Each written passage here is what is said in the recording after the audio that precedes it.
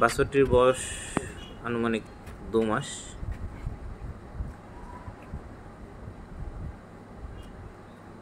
চার দিন আগে এই বাছুরটির মা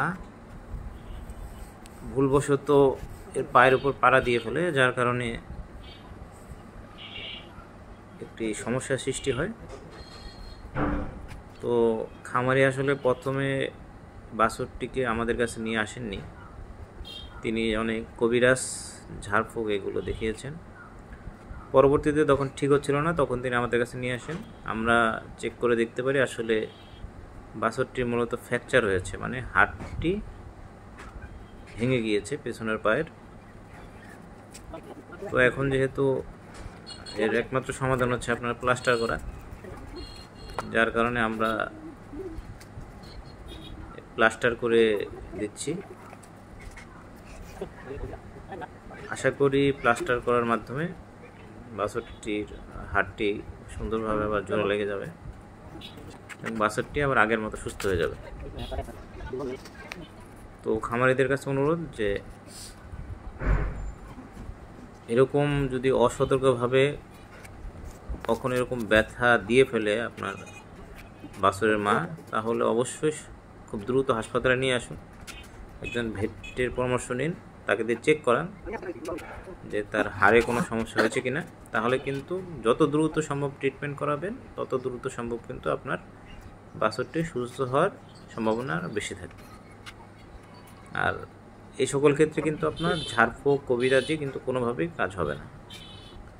এবং হাড় যখনই ভাঙবে বা ফ্র্যাকচার হবে, সেই ক্ষেত্রে কিন্তু আপনার প্লাস্টার করা ছাড়া কিন্তু অন্য কোনো পন্থায় ঠিক করার কোনো উপায় নেই।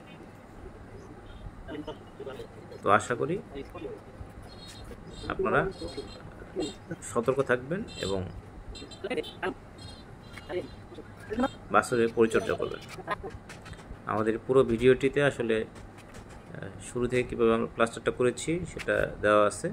আমরা পরবর্তীতে বাছুরটিকে আমরা অবজার্ভ করব এবং 15 থেকে 20 দিন পরে আমরা আবার তাকে নিয়ে আসতে বলেছি। আমরা তখন যদি হাড় জোড়া লেগে যায়, সেক্ষেত্রে আমরা তার এই প্লাস্টারটা খুলে দেবো। এটাকে বলে প্লাস্টার অফ প্যারিস। হ্যাঁ, এটা হিউম্যান মেডিকেলও পাওয়া যায়, মানে অনেক আগের আর কি। এটা প্লাস্টার অফ প্যারিস, এটা অনেক আগের একটা প্লাস্টার সিস্টেম। তো আশা করি পরবর্তীতে আমরা আসলে আধুনিক প্লাস্টারের দিকে যাব। এই প্লাস্টারটা আসলে খরচ খুব কম। আসলে আধুনিক যে প্লাস্টারগুলো আছে ওটার খরচ একটু বেশি হয়ে থাকে।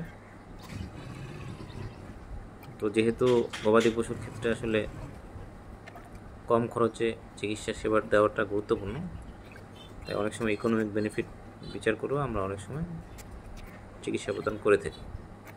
আশা করি সকলকে ভিডিওটা ভালো লেগেছে। ধন্যবাদ সকল।